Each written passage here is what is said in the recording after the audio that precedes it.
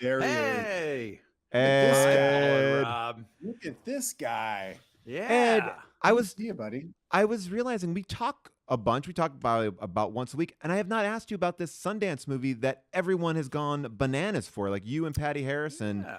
What I'm excited about this movie.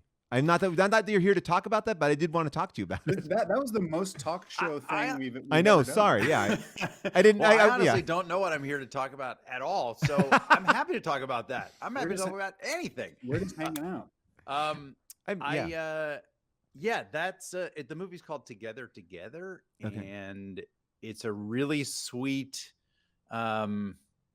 very warm spirited, very simple movie where I play a guy a lot like Ed Helms, but he's single and wants to have a kid, and he's at a point in his life where like the male biological clock is ticking in a way. He Right. just doesn't want to be too old of a dad. So he doesn't have a partner and decides to hire a surrogate to have a child. And she's played by Patty Harrison. And the story is really the relationship that they have over the course of the pregnancy, and this kind of like this very strong friendship that develops, and it's not much more complicated than that. It's actually I like it. Yeah, it's really simple and like I said, very very warm. It's these two people are kind of damaged in very very real ways, very relatable ways. I think I like the two of you together too. I feel like you and Pat. I'm like, that's what I'm excited to see. Is I feel like that's a fun mix. Like I'm just So it's a little bit of a departure for both of us too, because Yeah. it's not a broad comedy, and it's not. How many times do you get kicked in the balls? Because that's the kind of stuff I like. That's what I like. I like nut shots. Here's what pisses me off, Rob, is we did probably, I don't know, like between all the different scenes in the movie, we probably did close to 200 takes of me getting kicked in the balls. Yeah. Yes. And we didn't How use many a made 'em in? single one. It's That's not a in the bummer, movie. man. They None of always those are do in that. the movie. They always do that. They say, "Don't worry, we'll get the ball kick in there," and they never put it in, man. I know. Wait, Paul, weren't you? I feel like a long time ago you got a hold of one of those. Like the crotch ball kick straps. rigs. Yes. All right. Oh yeah, yes. Like the stunt rig for getting kicked in the nuts. Yes. Which is like it's like a rope that goes through your pants, and then you step into stirrups that keep it from actually hitting your nuts. So you can get kicked as hard as someone can kick as hard as they can in your nuts, and it won't hurt you. We did that on stage, right? We did it at Stella. That's what it was. Yeah. That's what it was. I We- remember that. Was that in New York? It was in New York at Stella, and it was a bit that, and I was so excited because a stunt man that we knew, this guy Manny Silverio, great dude, lent us that rig, and it was just like basically a rope. But you It's have like to a put dog. It's like a dog leash or something that you somehow put through your pants. when your foot is in either stirrup, what you're doing is you're kind of pulling down the crotch of your pants, so you create this like line where, because of the weight of your body, the foot will never get to your crotch. But what a leap of faith! You better do it right. You better do it right. If your knees are bent a little too much, or I have pictures. It's really easy to mess For up. sure. And I think the bit we did was Riggle was in the audience, just, like a regular guy. And Scheer comes out and he's like, "Hey, everybody, I'm Paul Scheer. I'm trying to set the world record for getting kicked in the nuts. Tonight I'm going for, 200 times." And he's like, "Is there anybody out there that wants to kick me in the nuts?" And Riggle goes like, "I'll kick you in the nuts, motherfucker." Like so aggressive. Comes up basically looks like a truck driver, like he's wearing like an overcoat, like it's just like real burly. So he comes up on stage and Riggle's like, "What's your name and what do you do?" And he's like, "Ray Guy, I'm a punter for the Oakland Raiders." Or he's the worst person to kick you in the nuts. And then he kicks Scheer in the nuts and instantly kills you or something. Yeah, like they kicked me and it was like the longest just collapse onto the stage, and then that was the dumbest. I think that those years in New York was some of all of our best work ever. It's The Before dumbest any of us bits. were on TV, before anyone had done anything that anybody in the world saw, and it was just dive bars and nightclubs in New York, and theater, like small theaters. And the That was failures, some great like stuff. when you also would take a, like, you'd be like, this is going to work. I mean, I remember that, like, we did a show, I may have talked about it before, called Robot TV. It was directed by Matt Walsh. Everyone wore remember that. white painter suits. And the idea we were robots. We had a guy on the side of the stage playing a bass guitar, and then someone off to the side doing a slideshow of just weird images. And it was robots who took an improv class trying to improvise on stage. So, like, the idea was that everything needed to be really stilted. It's like, what are you doing here? I'm here to eat sandwiches. I love sandwiches. It was and it probably went on forever. It was at least a 90-minute show, of course. That reminds me of, do you remember that show that Eating It used to do called 60 and 60? No. It was 60 60 performers doing 60-second bits. And so if you got a slot, and you would just do a 60-second bit, and it was like a really like rapid fire show. Yeah. Super funny at Luna Lounge, I think. Yeah.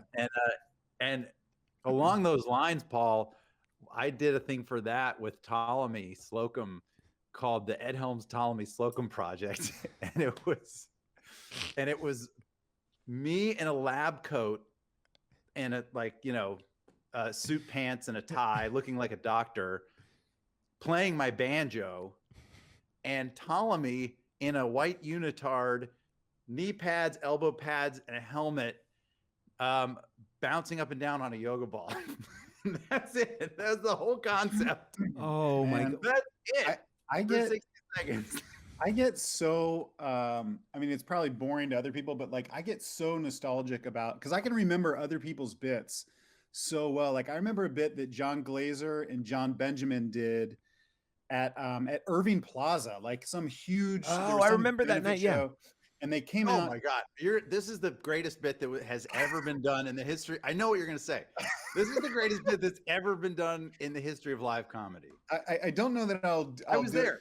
Yeah, I don't know that I'll do it justice, but I didn't know those guys very well, but they asked me to be in it to do like a small little thing. And so basically they came out in like aerobics outfits, and I think they were like motivational dancers or something like that.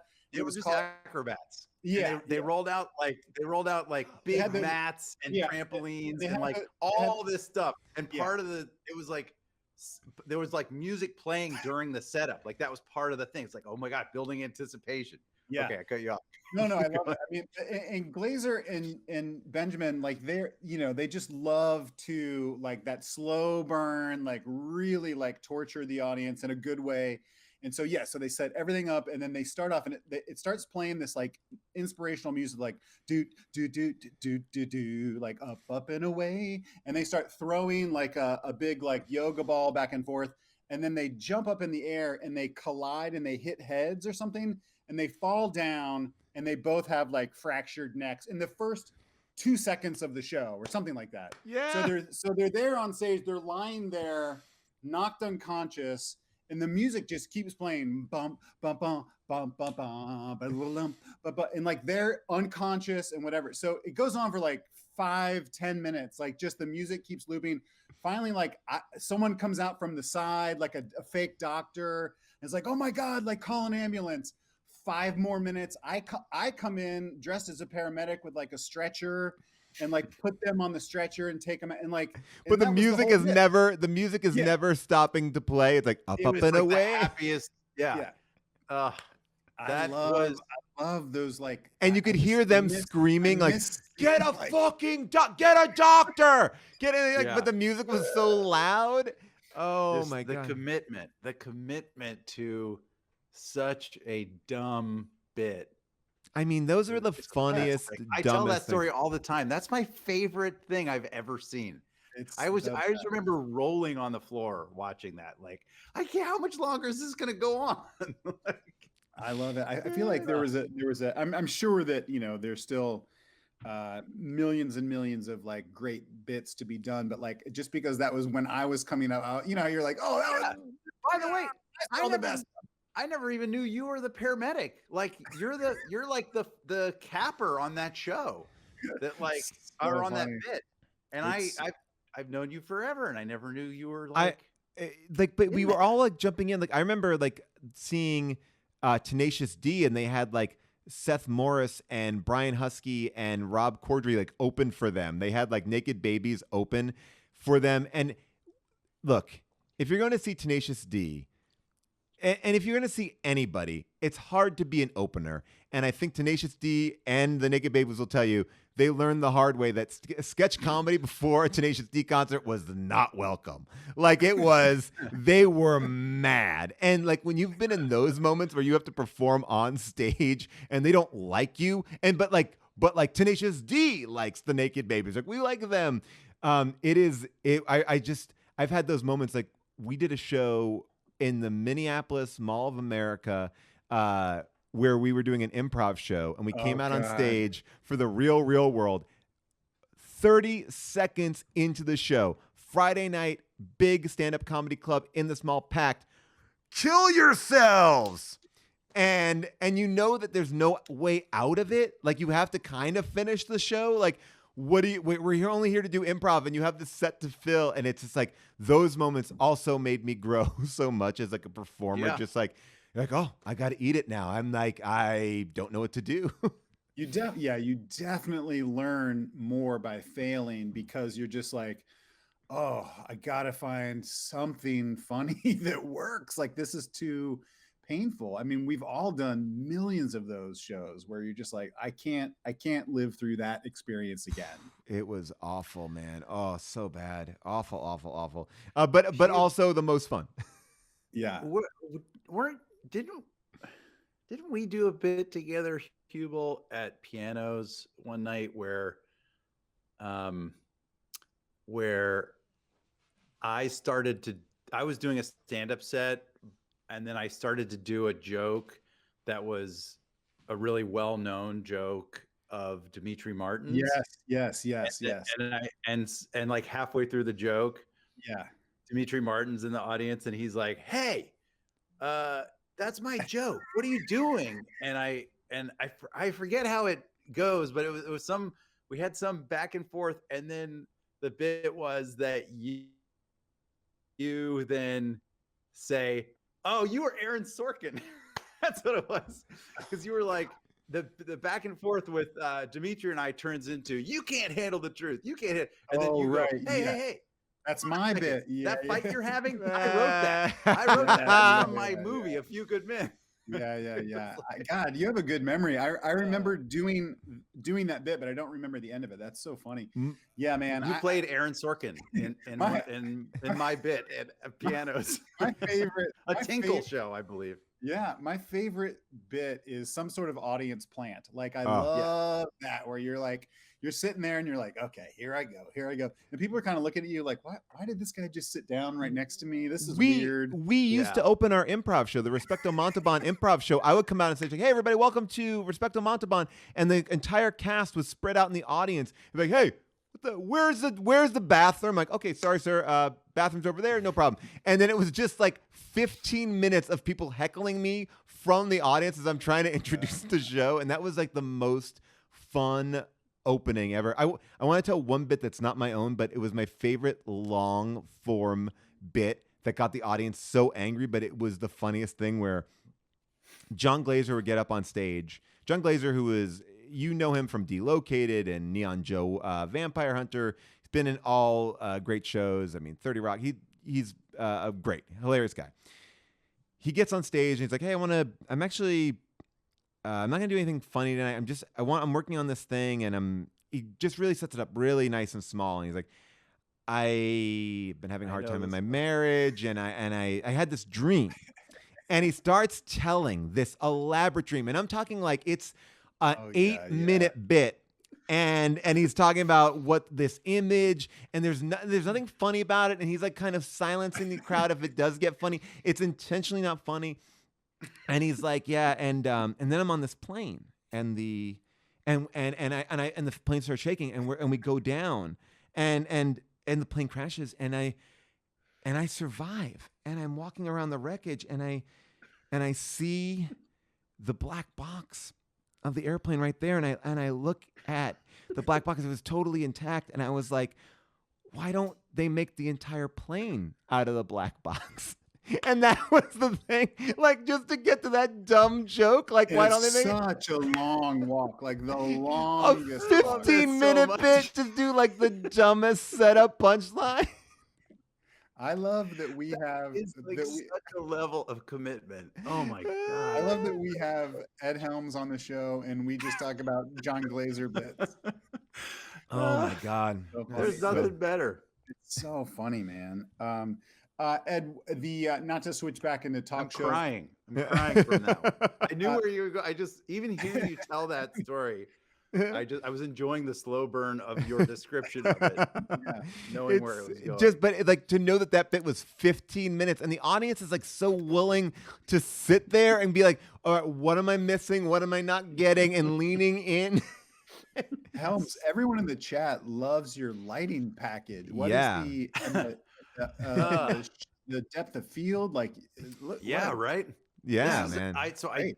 I just got this rig set up because I'm going to be doing a bunch of press for the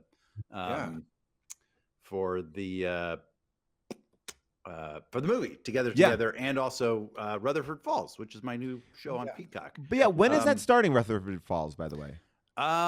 I don't, in a couple months. Okay, got it. Right. I don't know exactly, but you shot on my street. I was. That's right. Yeah, we shot like right up the street from you. Right up the street from me, and I said, why wasn't I invited to craft services? And you said that they ran out of food, and I still don't understand that. It's COVID times too. It's COVID times. There's just a lot of food there, and I wasn't. I got a family. Let's not bring this up. Let's not bring that up. It would have been nice. Just don't bring it up right now. You know what? That's fine. I just got this. Okay, I'll tell you the whole thing. The camera is a Canon Rebel SL3. Ooh, which I is like a middle of the road. Yeah. DSLR camera, but the real MVP of this setup is the lens that I got a prime lens for it, which is the Sigma 1.4 aperture. Ed, I'm gonna have to talk to you offline because 30 millimeter. I've been playing around with. I've been trying to play around with maybe upgrading to an actual camera. I like this one that I have, but it's just so different. It looks so good. It looks. Does any of it? This is a dumb question. Does it affect at all the amount of data that you're actually putting through the internet? Like, is it going to slow you down? Like, are you going to be like herky jerky because it's all of this info? I don't think so, because I think that's coming through. Yeah, just the lens. That goes through with whatever app. Yeah, I think it's like I think it's not like I think we. But the funny thing is, I'm sitting next to a window, and this time that we've been talking is like exactly when the sun sets. So my lighting has been getting more and more dramatic as this goes on. But I also do have a little ring light right here. And normally there's sunlight coming in here and it looks a little more normal, but right now I look like I'm in like Die Hard or something. I like it. It looks good. Great. But your show, can you tell people, are you not allowed to talk about it? We don't have to talk about it because we didn't talk it. I can talk about anything. Yeah. Well, do you want should we do our bit with him? Like, we have a couple minutes. Yeah. I just wanted to get the log line of the show because I'm excited for the show, but I can't ever remember how to explain it. Yeah, it sort of defies a simple log line, but it's basically a small town in the Northeast. I play Nathan Rutherford. The town's called Rutherford Falls. I'm a descendant of the founder of the town, and I'm really obsessed with the history of the town. My best friend, Regan, grew up on the Native American reservation right next to the town. and she is also a big history nerd and runs a cultural center on a reservation. And so it's really kind of our friendship. It's like a two-hander kind of. Who plays that character? Jana Schmieding. Okay, cool. She's not well known yet, but will be very I like soon. it. She's amazing, absolutely hilarious. Can I just ask for my own sake, how many nut shots are there? There's got to be like, how often? You don't have to say exactly, but like how many times you get kicked in the nuts? Because I love it. Well, here's the thing, and it's like fool me once, but I don't know. We shot hundreds of takes of me getting kicked in the nuts. Yeah, I don't know. I haven't seen final cuts on stuff, so I don't know how much of it's going to get used. Okay, I hope they use 100 of it. Yeah. All right. Well, there's no easy segue into our. We have a little bit here for you that I love that we throw people into these bits because we didn't even tell you we're gonna do this. But all this is I was thinking that since you have that crazy tattoo in the Mike Tyson tattoo in the Hangover, Scheer and I found some terrible tattoos out there on the World Wide Web. And we're just going to go through some of these, and we're going to talk about some of these terrible decisions. Yeah. So we want to see what you think about them. Maybe you don't think they're bad. Maybe you think they're beauty. Like there's beauty in every tattoo. So we'll see what we think of these beauties. Here we go. All right. I'm a little squeamish. We'll see how this goes. Oh, yeah. That one is... Wait, what is he? Does he have like something carved into his arm? I think he's got some bruises. I think those are some bruises. Yeah. Probably for people like grabbing his forearm to say, put it down. Get your arm down, man. Definitely. That's definitely what it is. People were like, that's not cool, Brad. Get out of here. Get out of the bar. I don't know. Go ahead. You got to wear a tank top to get any mileage out of that. For sure. Yeah. But I guess here's here's my thing. Like, funny for a night, funny for a goof, if that's your sense of humor. But life. Like for your life, like you're like, this bit is so good for my life, is the thing I'm worried about here. Yeah. All right, here we go. Next one. This one. Baby Yoda.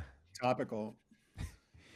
What limb is that on? I can't, is it? I think that's someone's forearm, right? I think it's sideways. You turn your head like this. I think it's probably coming across there. So it's like sideways. Yeah. Okay.